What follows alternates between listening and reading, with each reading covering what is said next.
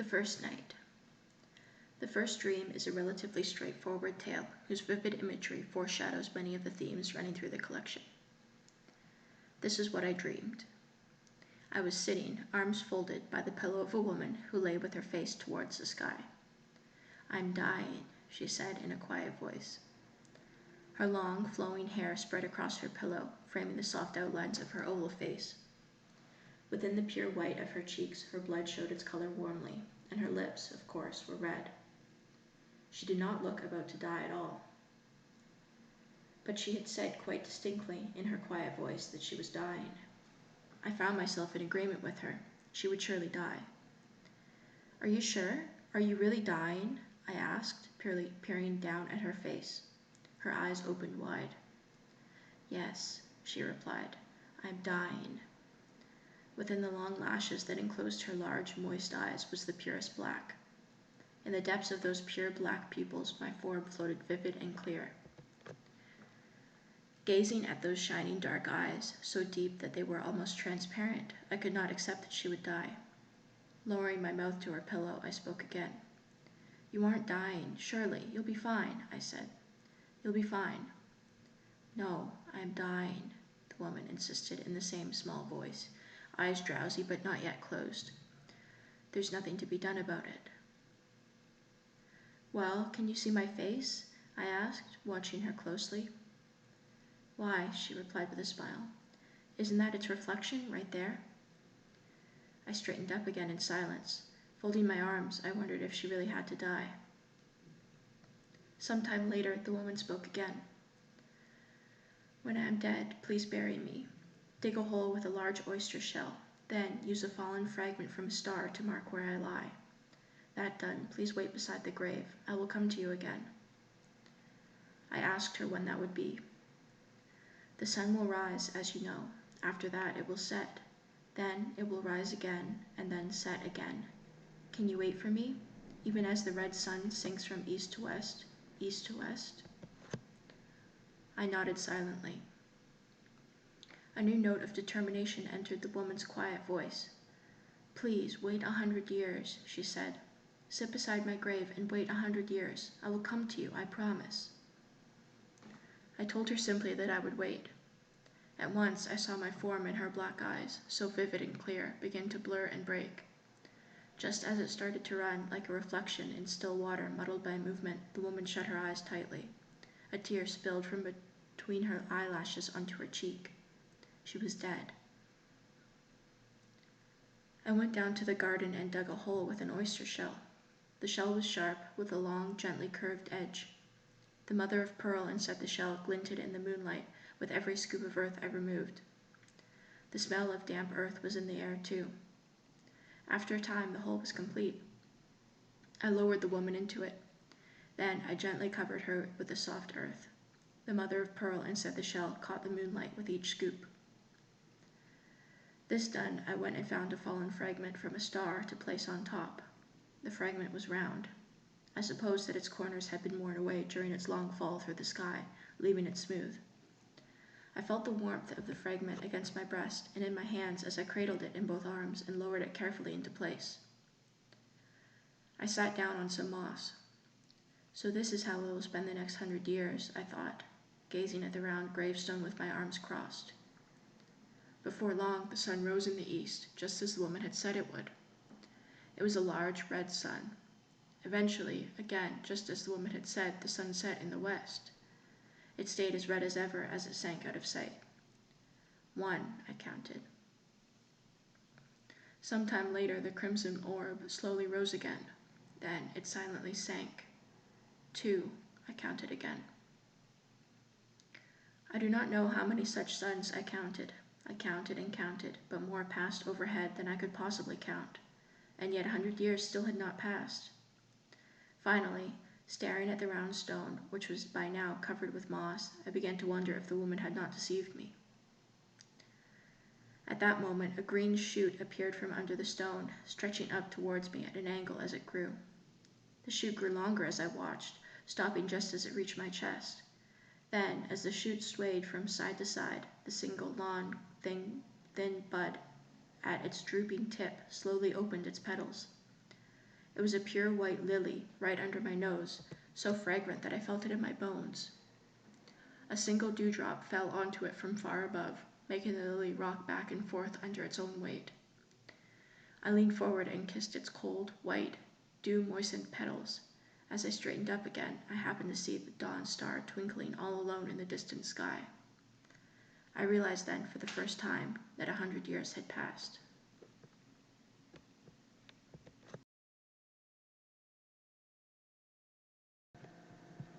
The second night. In the second dream, the narrator finds himself a samurai in a Zen temple. Perhaps drawing on his own experiences at Engakuji Temple in the 1890s, Sōseki distorts the imagery and rhetoric of Zen to portray a fundamental misapprehension of the nature of Zen practice. This is what I dreamed. Leaving the Osho's room, I followed the corridor back to my own and found the ando burning dully. When I half knelt on a cushion to adjust the wick, the charred tip broke off and tumbled like a flower to the red lacquered stand below. At the same time, the room brightened. The picture on the fusuma was a busan.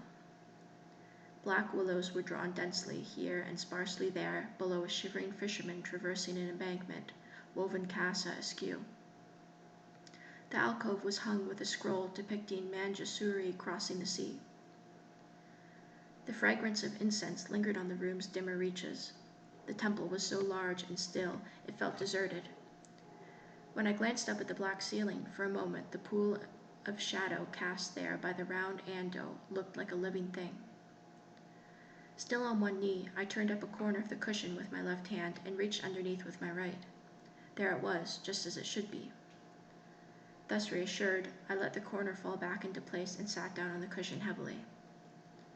"You are a samurai," the Osho had said. "As a samurai, satori should not be beyond you. Watching you sit there, day after day, with no satori to show for it, well, perhaps you are no samurai after all. Human garbage would be more like it. Oh, ho, now you are angry," he had continued with a laugh. "If what I say upsets you, then find satori and bring me proof." With that, he had turned his face away. The insolence. I would show him. I would reach satori before the clock in the alcove one room over struck the next hour. Having done so, I would return for a second interview with him that very night, and at that interview I would exchange my satori for his head. I could not take his life without achieving satori first. There was no option but to succeed. I was a samurai. If satori proved beyond me, I would turn my blade on myself. No samurai can live in humiliation. I would die quickly and cleanly. At this thought, I found my hand slipping under the cushion again. When it came out, it was holding a tanto in a red lacquered scabbard. I grasped the sword by the hilt. The cold blade gleamed once in the dark room as I cast the scabbard aside. Something terrible seemed to stream from my hand, gathering to a single point of murderous intent at the tip of the blade. Seeing the wicked blade mercilessly reduced to a pinprick, driven to a sharpening point at the end of its full 9.5 inches, I felt a sudden urge to drive it deep. All the blood in my body flowed towards my right wrist, and the hilt felt sticky in my grip. My lips trembled. Returned the tanto to its scabbard, and placing it close to me on my right, I crossed my legs into the full lotus position. Joshu said, "Mu." But what was mu supposed to mean? Pious jackass. I gritted my teeth. My back teeth ground together so fiercely that my breath became hot and ragged through my nose. There was a painful tightness at my temples. I forced my eyes open twice as wide as usual. I saw the scroll. I saw the ando. I saw the tatami. I saw the Osho's great bald kettle of a head as clearly as if it were right in front of me. I even heard the mocking laugh from his crocodilian mouth. Insolent, bald-headed fool. There was no way around it. That kettle had come off his shoulders. I would attain this satori of his. Mu, mu. I strained at the word from the root of my tongue, but for all of my moos, I smelled incense. How dare mere incense interfere? I suddenly clenched my fists and battered my head until it hurt. I ground my teeth back and forth. Sweat ran down my sides. My back was stiff as a wooden pole. My knee joints flared with pain. Let them break then, I thought. But it still hurt. It was excruciating. Mu was yet to make its appearance. Every time it seemed on the verge of appearing, the pain returned. It was enraging. It was mortifying. I was humiliated beyond belief. Tears rolled down my cheeks. I longed for some great boulder I could hurl myself against, dashing body and bone alike to pieces. And yet I endured, seated and still. An unbearable despair swelled in my breast. It seized me bodily from below and rushed through me, desperately seeking escape through my pores, but every surface was blocked. It was trapped with no exit in the cruelest of circumstances. My mind began to warp. The ando and the busan, the tatami mats and the overlapping shelves, all were there and not there yet there. But still, there was no sign of Mu. It seemed that I had just been sitting around to no particular purpose, and then, without warning, the clock in the next room began to chime. I started. My right hand went straight to the tanto. The clock chimed a second time.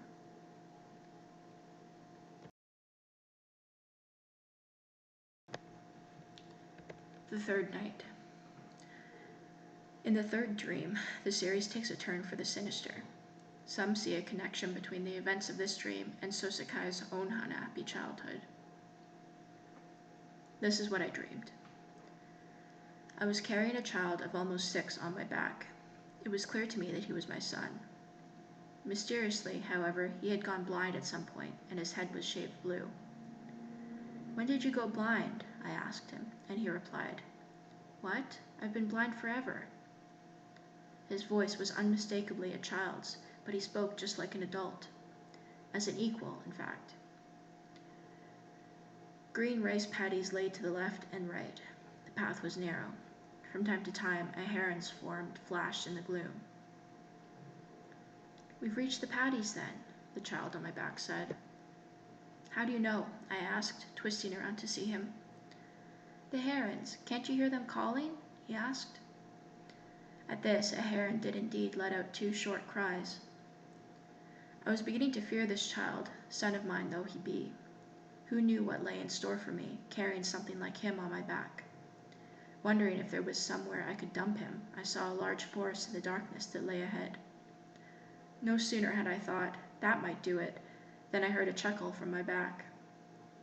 "What's so funny?" I asked. The child did not answer me. "Am I heavy, father?" he asked. "No," I replied. "You're not heavy." "I will be," he said. Keeping the forest in sight, I walked on in silence. The path through the paddies was irregular and winding, never quite leading where I wanted to go. Finally, we arrived at a fork in the road. I paused for a moment right where the roads parted to catch my breath. "There should be a stone marker," the boy said. Just as he said, a small pillar of stone stood nearby, 8 inches square and as tall as my waist. According to the pillar, the left fork led to Higakubo and the right to Hotahara. Dark as it had gotten, the red lettering was clearly visible. The characters were the same red as a newt's belly. "You want to go left," the boy ordered. Looking left, I saw the forest from before rising into the sky, casting its dark shadow down over our heads. I hesitated. "Don't hold back on my account," the boy said. Seeing nothing else for it, I began walking towards the forest. There were no more forks in the path now. "Sure knows a lot for a blind kid," I thought to myself as we drew near the forest, and then heard the voice from my back again. "I know it makes things difficult, my being blind." "I'm carrying you, aren't I? What's the problem?" "I appreciate that, but I won't put up with mockery, especially from my own father." I couldn't stand any more of this. I quickened my pace to get to the forest and dump him as soon as I could. "You'll understand a little further on," the boy said from my back. Then he spoke again, as if talking to himself. "It was an evening just like this, come to think of it." "What was?" I asked, strain in my voice. "What was?" the child sneered, "as if you didn't know." And with this I began to feel as if I did know, somehow. I couldn't quite put my finger on what had happened, but I was sure it had been an evening just like this one. I also felt that I would indeed understand a little further on, and that this understanding would be a terrible thing, so it was imperative that I dump the boy quickly before I could arrive. I walked even faster. It had been raining for a while now. The path grew darker by degrees, but the little boy clinging to my back shone like a mirror from which nothing escaped, casting a merciless light on every part of my past, present, and future. What's more, this boy was my own son, and blind at that. It was unbearable. This is a place right here, right at the foot of that cedar. I heard the boy's voice clearly through the rain. Before I knew what I was doing, I had stopped. We had entered the forest at some point. The black thing a few paces ahead, I had to admit, looked like a cedar tree, just as the boy had said. It was at the root of that cedar, wasn't it, Father? Yes, I replied without thinking. It was. The 5th year of Bunka, the year of the dragon. 5th year of Bunka, year of the dragon. This sounded right to me. It was exactly 100 years ago that you killed me. As soon as I heard these words, the knowledge burst into my head. 100 years ago, in the 5th year of Bunka, the year of the dragon, on a dark evening just like this, I had killed a blind man at the root of this very cedar tree. I'm a murderer, I realized at last, and as it hit me, the child on my back was suddenly as heavy as a roadside statue of Jizo.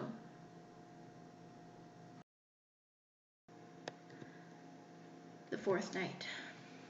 The central figure of the 4th dream, as Sasabuki Tomoichi points out, appears to be a cross between a Taoist immortal and a Meiji street peddler. In the middle of a large room with a floor of pounded earth stood something like a bench surrounded by little folding stools. The bench was a glossy black in color. An old man sat drinking by himself in the corner at a square Zen tray with a small dish of nishime stew on it. The old man was already quite ruddy with drink. Beyond that, his face positively shone with vitality, without even a wrinkle. The only thing that revealed his age was his long white beard. Still a child myself, I wondered just how old he might be. Then the proprietress came in, wiping her hands on her apron and carrying a small wooden bucket, which she must have filled with water at the bamboo kekai out back. "How old are you, Oji-san?" she asked. The old man's cheeks were bulging with food, and he had to swallow before he could reply. "I can't remember," he said at last. The proprietress tucked her hands into her narrow obi and stood where she was, looking across at the old man's face. The old man threw back a mouthful of sake with a large cup that looked like a rice bowl, and then let out a long, audible exhalation through his white beard. As he did, the proprietress spoke again. "Where do you live?" she asked. The old man cut his exhalation short. "Inside my navel," he said. "And where are you headed?" asked the proprietress, hand still in her narrow obi. The old man drained his cup again and let out another long breath before replying. "I'm going away," he said. "Straight ahead?" asked the proprietress. As she spoke, the old man's breath went through the shoji, passed under the willow, and continued straight on towards the riverbed. The old man went outside. I followed him out. A small gourd hung from his waist, and he had a square box slung over one shoulder and tucked under his arm. He wore pale yellow momohiki trousers and a pale yellow sleeveless tunic. Only the tabi on his feet were a brighter yellow. Something about them made me think they were made of leather. The old man went straight to the willow. 3 or 4 children were already there. The old man beamed jovially as he pulled a pale yellow tenugui from his waist. Twisting the tenugui into a short, thin rope, he placed it in the middle of the clearing and then drew a circle around it. Finally, he pulled a candy peddler's brass flute from the box slung over his shoulder. "Any moment now, that tenugui's going to turn into a snake," he said. Keep watching. The children watched the tenugui intently. I watched it too. Keep watching, he repeated. "Ready?" Then, playing his flute as he went, he began to circle the tenugui along the ring he had drawn around it. I kept my eyes fixed on the Tanagui. It did not move a bit.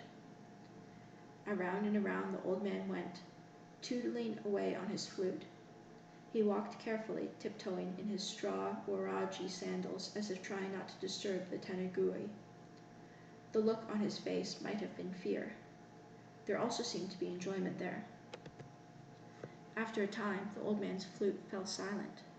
Opening the box slung over his shoulder again, he gingerly picked up the Tanagui by its head and tossed it in. "Now it'll turn into a snake inside the box," he said. "I'll show you any moment now, any moment now." He began to walk straight ahead. Passing under the willow, he went straight on, down a narrow path. Hoping to see the snake, I followed him down the road as far as he went. Every so often he would say, "Any moment now," or, "A snake, it'll turn into a snake," as he walked. Finally, as we arrived at the banks of the river, he broke into song. "Now, any moment now, a snake it'll become. Yes, it's sure to happen now, hear the flute's song." Seeing neither bridge nor boat, I thought the old man might stop there and show us the snake in the box, but he plunged forward into the river. At first the water only came up to his knees, but before long it was at his waist, and soon he had disappeared up to his chest. Still he sang. "Now, getting deeper now, turning into night. Yes, going straight ahead." He showed no sign of stopping. His beard disappeared from view, then his face, then the top of his head, until finally even the little cap he wore was gone. I was sure that he would show me the snake when he came out on the other side, and so I stood alone where the rushes rustled, waiting and waiting, but the old man never came back.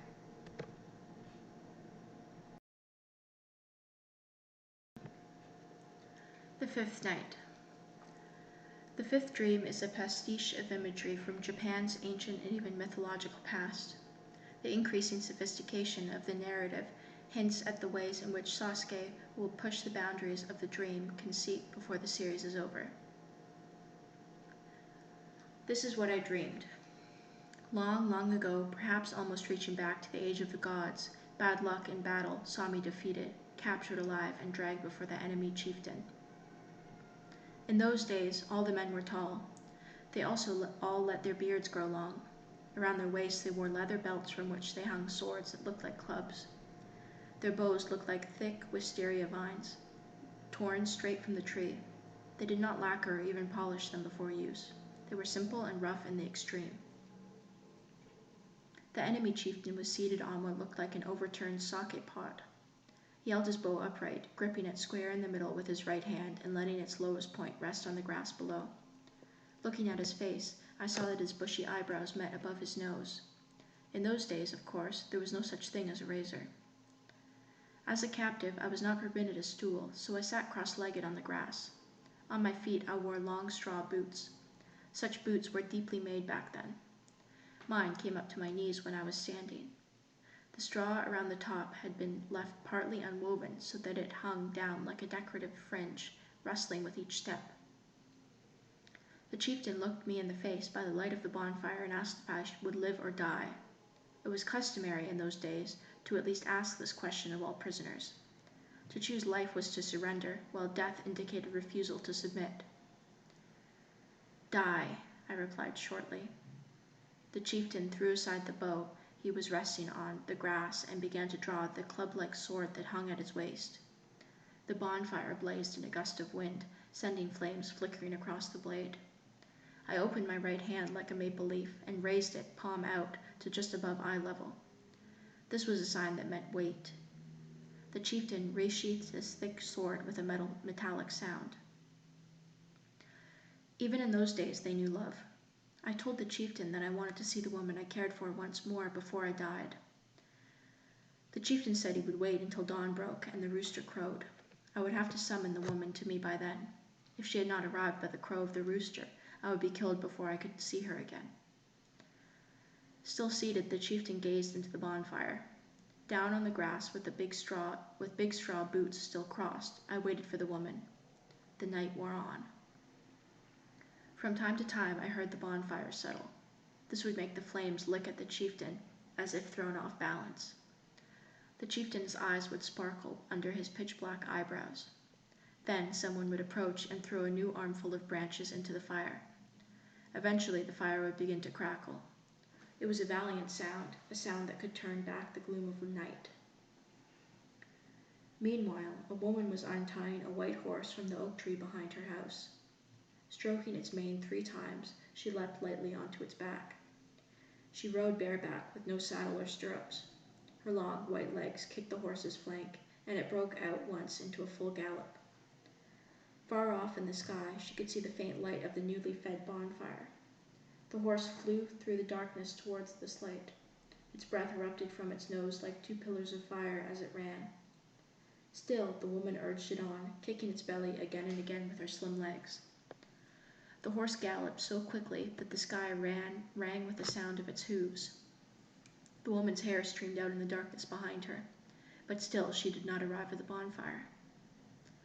Suddenly, from the side of the road where the darkness was complete, the woman heard a cock-a-doodle-doo of a rooster's crow.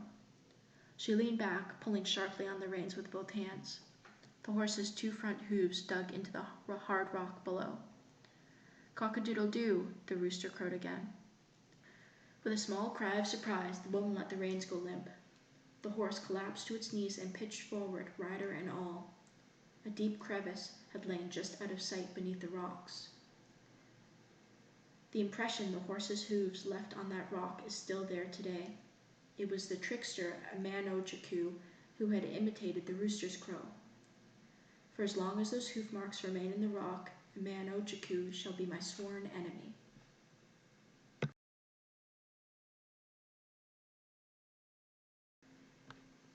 The Sixth Night. Unkei was an influential Japanese Buddhist sculptor who died in 1223, but the modern narrator of the Sixth Dream nevertheless finds him at work at Gokokuji, a temple in Tokyo that was not established until 1681. Hearing that the sculptor Unkei was carving the 2 benevolent kings at the main gate of Gokokuji, I decided to stroll over and take a look. I arrived to find a large crowd already gathered and vigorously exchanging opinions on the word in progress. A large red pine stood about 7 or 8 yards in front of the gate, trunk stretching towards the distant blue sky at just the right angle to obscure the gate's tiled roof. The pine's green foliage and the red lacquered gate contrasted beautifully with each other. The pine was well positioned, too. Rising unobtrusively to the left of the gate, growing broader as it slanted up and across to reach the roof, it had an antiquated air, even putting me in mind of the Kamakura era. But the people watching were all of the Meiji era, just as I was. In fact, the larger part of the crowd was rickshaw drivers. No doubt they had grown bored of simply standing around waiting for passengers. Talk about big! Must be a lot more work than carving a person. As I considered this, another man spoke. It's the benevolent kings. They're still carving the benevolent kings? You don't say. I thought that all the benevolent kings were as old as the hills. They do look strong, eh? A different man said to me. You know what they say, right? There's never been anyone stronger than the 2 benevolent kings. They say they were even stronger than Yamato Dake or Mikoto. This man had his kimono tucked up around his waist and wore no hat. He looked decidedly uneducated. Unkei kept his hammer and chisel in motion, utterly ignoring the commentary from his audience. He did not even glance behind him. Perched high above, he sat hard at work, carving out the faces of the benevolent kings. Balanced on Unkei's head was something of a small eboshi. I couldn't tell what his clothes were made of, perhaps rough, unlined so, but his loose sleeves were tied back to keep them out of the way. The effect was quite archaic. It made for a jarring contrast with his chattering audience. Why, I wondered, was Unkei still alive in the present day? It was a mystery to me, but I did not stop watching. Unkei, for his part, remained focused solely on his carving, apparently not finding the situation mysterious or odd in the slightest. A young man who had been gazing up at all this turned to me. That's Unkei for you, he said, and rapped. We're not even here for him. It's as if he's saying, the only heroes under heaven are the benevolent kings and I. Just remarkable. Intrigued by what that man had said, I glanced towards him. Just look at how he uses that hammer and chisel, he continued, without even pausing. He's transcended this world entirely. He's entered the realm of supreme freedom. Anke was now carving out a bushy pair of eyebrows about an inch high. No sooner would he bring the blade of his chisel back up than his hammer would come down at an angle to strike it again. A stubby chip fell as each blow rang out, and as I watched, an enraged nose emerged from the hard wood, nostrils flared. Anke showed no hesitation as he wielded the blade. He did not appear to be troubled by even the smallest of doubts. Amazing that he can just throw the chisel around like that and still get the eyebrows and noses to come out the way he wants, I said, almost to myself, as if too impressed to keep my thoughts inside. Oh, it isn't the chisel that makes those eyebrows and noses, the man said. Those exact eyebrows and noses are buried in the wood, and he just uses the hammer and chisel to dig them out. It's just like digging a rock out of the ground. There's no way to get it wrong. This was a new way to think about sculpture for me. If what the man said was true, I realized, then anyone should be able to do it. Suddenly, wanting to try carving some benevolent kings of my own, I left the crowd to it and returned home. I pulled a chisel and a steel hammer from my toolbox and went out to my backyard. An oak tree had fallen in a storm earlier, and it had chopped up into firewood, giving me a pile of pieces of wood of just the right size. I chose the largest piece and began to carve vigorously, but unfortunately I did not find the benevolent kings inside. Nor, sadly, did I find them in the next piece I chose, nor the third. One by one I carved up every piece of firewood in the pile, but the benevolent kings were nowhere to be found. Finally, I realized the benevolent kings were simply not buried in Meiji trees. With this, I more or less understood why Anke was still alive.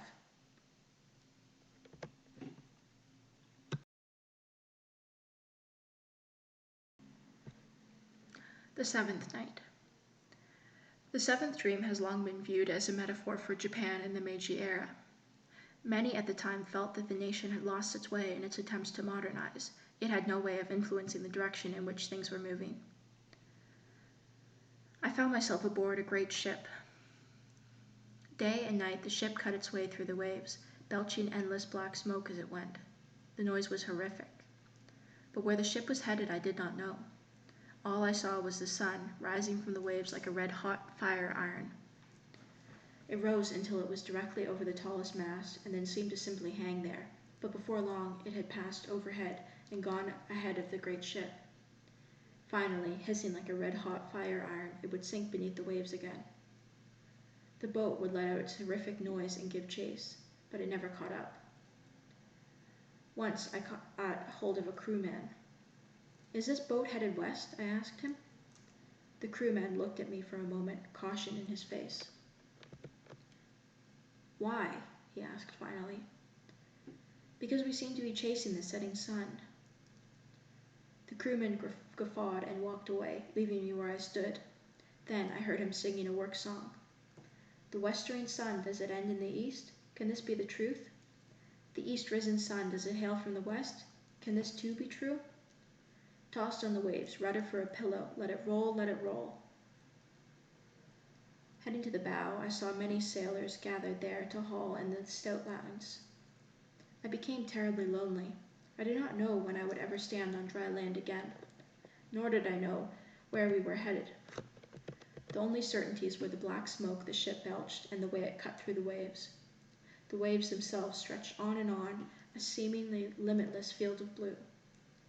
Sometimes they turned purple, too, but around the ship they were always turned pure white with foam. I was terribly lonely. Better to throw myself overboard and die, I thought, than to remain on a ship like this. Many others were on board. Most appeared to be foreigners, but there were faces of all kinds. Once, as the ship swayed under a cloudy sky, a woman clung to the handrail, weeping piteously. The handkerchief she wiped her eyes with looked white, but she wore a Western outfit, made of something like chintz. I realized when I saw her that I was not alone in my sadness. I was gazing at the stars out the top deck one evening when a foreigner approached and asked if I knew any astronomy. I was so bored that I wanted to die. Astronomy meant nothing to me. I ignored him. But the foreigner then began to tell me about the 7 stars that crowned Taurus. The stars, he went on, the sea, all had been created by God. Finally, he asked if I believed in God. I ignored him, eyes turned to the sky. Once I entered the salon to see a splendidly dressed young woman facing away from me as she played the piano. Beside her stood a tall, dashing man, singing alone. His mouth seemed terribly large, but the two of them appeared entirely without interest in anything outside each other. They even seemed to have forgotten that they were on a ship. My boredom grew desperate. At last I resolved to die. So, one evening, when no one was around, I gathered my courage and leapt overboard. Except, the moment my feet left the deck and my link with the ship was severed, I longed to live. I regretted what I had done from the bottom of my heart, but it was too late. I was headed into the sea whether I liked it or not. The ship, however, had apparently been built extraordinarily tall, and so although my body was clear of it, my feet had yet to reach the water. With nothing to catch hold of, though, I drew closer and closer to the sea. I pulled in my legs as much as I could, but still I drew closer. The water was black in color. Meanwhile, the ship had moved on, belching the same black smoke as always. I understood for the first time that I would have been better off on board, even if I did not know where it was headed. But I could make no use of that knowledge now, and felt infinite fear and regret as I quietly fell towards the black waves. The Eighth Night.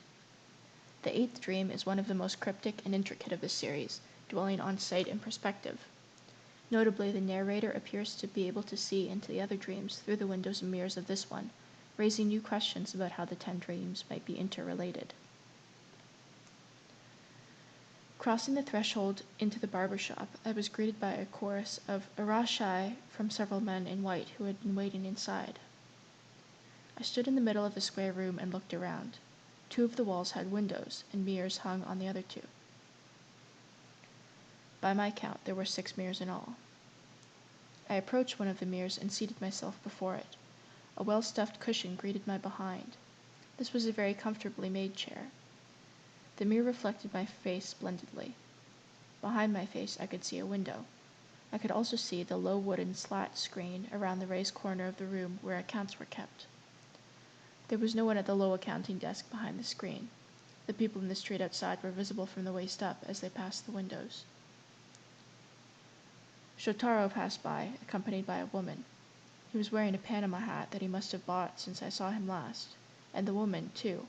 When had he made her acquaintance? It was quite beyond me. He seemed most pleased with both of his new finds. As I tried to get a proper look at the woman's face, they passed out of sight. A tofu peddler blowing a trumpet went past. His cheeks swelled as if stung by bees as he held the trumpet to his mouth. They were still swollen as he passed out of sight, which weighed heavily on my mind. It made me feel as if he would stay bee-stung for the rest of his life. A geisha appeared. Her face was not yet powdered white. Her shimada hairstyle sagged at the base and looked sloppily done overall. Her face still looked half asleep. Her color was so poor that I almost felt sorry for her. She bowed and greeted somebody, but whoever it was did not appear in the mirror. Just then, a large man in white approached me from behind, scissors and comb in hand, and began examining my hair. Twisting my thin whiskers, I asked him what he thought. Could he do anything with it? Without saying a word, the man in white tapped me lightly on the head with the amber comb he held in his hand. "Yes, my hair, too. What do you think? Can you do anything with it?" I asked the man in white. He did not reply, but began snipping away with his scissors. I watched closely in the mirror, keeping my eyes wide open so as to not miss anything, but with each snip of the scissors a lock of black hair flew towards me, and eventually I lost my nerve and closed my eyes again, upon which the man in white spoke. "Did Sir see the goldfish peddler outside?" "I did not," I replied. The man in white snipped on, saying nothing more. Just then, someone suddenly cried, "Look out!" My eyes flew open, and I saw the wheel of a bicycle frame by the man in white's arm. I saw a rickshaw's pole. But then the man in white placed both hands on my head and turned it firmly to the side. I could no longer see the bicycle or the rickshaw at all. The scissors snipped away. Eventually, the man in white stepped around to my side and began trimming around my ears. Now that locks of hair had stopped flying around, I could open my eyes without fear. "Awamochi, here! Mochi mochi!" someone called from quite near. They were keeping time by pounding mochi in a small mortar and pestle as they chanted. I had not seen an awamochi peddler since I was a child, and I wished I could see this one. But they never appeared in the mirror. The sound of mochi being pounded was the closest I got. I peered into the corner of the mirror, straining my vision to the limit. Suddenly, I realized that there was now a woman kneeling behind the slat screen. She was of dark complexion, with thick eyebrows and a heavy build, had her hair up like an ichogeishi hairstyle, and wore a plain suo-waze over a black jubon. She was counting a stack of bills. They looked like 10-yen bills to me. She lowered her long eyelashes and pursed her thin lips, focusing intently and counting at a remarkable speed. Nevertheless, there seemed to be no end to the bills. There couldn't have been more than 100 or so in her lap, but those 100 bills remained 100 bills no matter how long she counted. I stared absently at the woman's face and the 10-yen bills. Then, in a loud voice right by my ear, the man in white said, "Let's get you shampooed." It was just the chance I needed, so as soon as I rose from the chair, I looked back over towards the counter. But behind the counter, I could see neither the woman nor the bills, nor anything else. Paying my bill and leaving the barber shop, I saw 5 small oval tubs lined up in the street to the left of the doorway. The tubs were full of goldfish: red goldfish, spotted goldfish, skinny goldfish, fat goldfish, and many other kinds. The goldfish peddler sat behind them. Chin in hand, he sat gazing at the goldfish lined up before him, completely motionless. The bustle and movement all around him did not seem to bother him at all. I stood there for a while watching him, but I did not see him move once the entire time.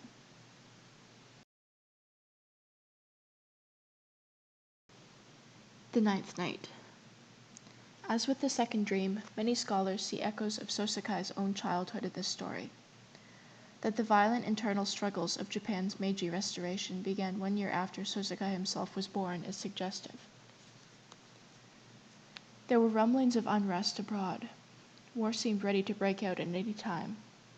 Unsaddled horses fleeing burned-out stables seemed to gallop around the house day and night, chased by unruly guardsmen. Within the house, however, all was quiet and still. In the house were a young mother and her child, almost in his 3rd year. The child's father had left for parts unknown. He had set out on a night with no moon. He had pulled his straw waraji onto his feet, donned a black hood, and gone out the side door. The mother had been holding a bonbori lantern, from which the light fell long and thin into the dark night, illuminating the old cypress by the hedge. The child's father never came back. Every day, the mother would ask her child, "Where's Daddy?" The child did not say anything. Eventually, he began to reply, "Away." When the mother asked, "When will he be home?" the child would smile and say, "Away," again. This would make the mother smile too. Then she would repeat to the child, over and over, "He will be home soon." The child, though, only learned to say soon. Sometimes he would reply soon when he asked him, "Where's Daddy?" too. Once night had fallen and it had grown quiet outside, the mother would retie her obi around her waist, slipping it into a short sword in a shark-skin scabbard, tie the child to her back with another, narrower obi, and then duck out through the side gate. She always wore zori on her feet. The sound of these zori was sometimes enough to lull the child to sleep. The mother would walk west, leaving the earthen walls of the houses behind, until she reached the bottom of the hill where the great ginkgo tree stood. Cutting right at the ginkgo tree, she would continue another 100 yards or so until she saw the torii off to the right, at the end of a path, with a rice paddy on one side and nothing but bamboo scrub on the other. Beyond the torii was a large stand of cedar trees. After that, she would walk another 40 stone-paved yards before arriving at the foot of the stairs leading up to the old shrine. Above the offering box, which had been washed dull gray, a rope hung from a large bell, and in the daytime a framed sign could be seen hanging beside the bell, which read, "Hachimen Gu." The first character on the sign was drawn in an interesting way, like 2 pigeons facing each other. Many other framed offerings hung there too. Most were gold-papered Kentucky, accompanied by the names of the warriors that had shot an arrow through them. Here and there a sword had been offered up as well. Past the torii, there were always owls hooting in the branches of the cedars. The mother's rough sori slapped wetly on the ground. Once they reached the temple and the sound stopped, the mother would first ring the bell, then immediately drop to a crouch and bring her hands together. The owls usually felt silent at this point. The mother would then pray fiercely for the safety of her husband. Her husband, she reasoned, was a samurai. While Hachiman was god of the bow, surely prayers as fervent as hers would not go entirely unheard. The child would often wake at the sound of the bell, and, scared by the surrounding darkness, burst into tears on the mother's back. At such times the mother would not stop mumbling her prayers, but she would jog the child gently on her back, soothingly. Sometimes this was enough to stop the child crying. Sometimes it just made things worse. Either way, the mother did not rise from her crouch lightly. When she had made all the prayers to her husband's safety that she could, the mother would loosen the narrow obi around her back and bring the child around to the front, holding him in her arms as she climbed the stairs to the shrine proper. "Be good now," she would say, rubbing her cheek close against his. "I won't be long." Then she would slip the narrow obi off entirely, tie one end around the child, and loop the other around the railing on the shrine's porch. This done, she would descend the staircase again to begin the task of treading back and forth across the 40 yards of paved stone 100 times to seal her petition. Left tied to the temple, the child would crawl about its broad porch in the darkness as far as the obi would allow. Nights like these were a great relief to the mother. When the tied-up child cried and wept, on the other hand, she would be driven to distraction. The pace of her 100 repetitions across the courtyard would pick up dramatically. She would become terribly out of breath. Sometimes she had no option but to interrupt her pacing to climb the stairs to the shrine proper, soothe the child any way she could, and then begin her 100 repetitions again. The mother spent countless fretful nights this way, unable to sleep for worry over the child's father, but he was long since dead, slain by a masterless samurai. This sad tale I heard from my mother in a dream.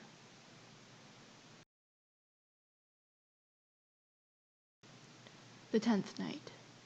The series finishes with the uneasy comedy of the 10th story, which, read carefully, contains no indication that it is a dream at all. Shotaro had come home in the evening, 7 days after the woman took him away, and immediately gone to bed with a fever, or so I heard from Ken, who had visited to give me the news. Shotaro was the best-looking man in the neighborhood, and impeccably honest and upright to boot. He had just one vice. When evening fell, he would put on his Panama hat, seat himself outside the fruit shop, and gaze at the faces of the women passing by. He always found much to admire in them. Outside of this hobby, he had no particular quirks worth mentioning. When women were scarce, he would give up on the foot traffic and look at the fruit instead. All kinds of fruit were there: peaches, apples, loquats, bananas, all neatly arranged in 2 rows of baskets, ready for use as visiting gifts. "Beautiful," Shotaro would murmur, gazing at the baskets. "If I were to go into business, it'd have to be a fruit shop." Not, of course, that he ever did anything but loaf about in his Panama hat. "Such a pretty color," he might say, admiring, for example, some Natsume. But he had never actually put down the money to buy any of the fruit, and of course none of the fruit could be eaten for free. Praising their color was as far as he went. One evening a woman had suddenly appeared outside the store. She had appeared to be of some kind of standing in society, and had been splendidly dressed. Shotaro had been utterly entranced by the colors of her kimono. He had also found much to admire in her face. Doffing his Panama hat, he had greeted her cordially. She had responded by pointing at the largest basket of fruit and saying, "That one, please." Shotaro had handed it to her at once. The woman had held it in one hand for a moment before saying, "My, how heavy it is." Unburdened by other obligations and solicitous by nature, Shotaro had volunteered to help the woman carry her fruit home, and left the store with her. He had never come back. Shotaro had always been irresponsible, but this was too much even for him.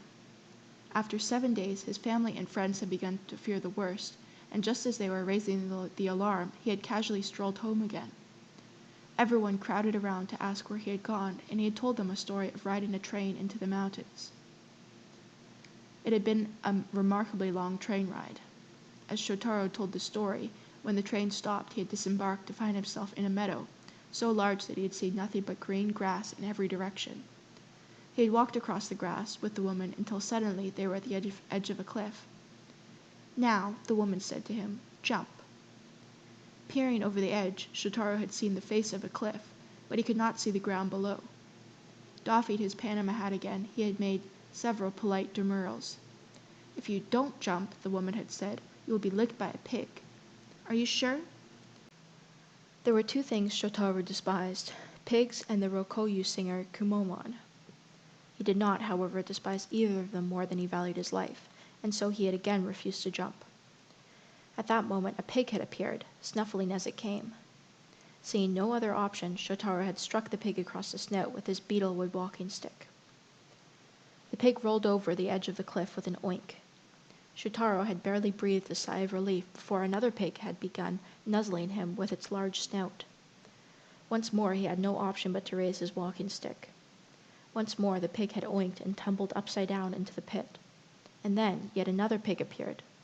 This was when Shotaro had happened to glance up and realized that a whole herd of pigs, a line of countless thousands, stretching out to the edge of the grassy meadow, were noisily making their way directly to where he stood at the edge of the cliff. Terror had gripped his heart.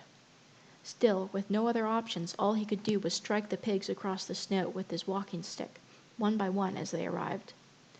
Mysteriously, the pigs would roll over the edge of the cliff as soon as the stick touched their snouts.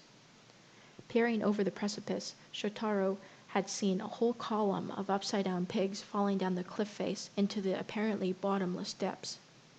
The idea that he had sent so many pigs over the cliff had scared even him. But the pigs had been relentless.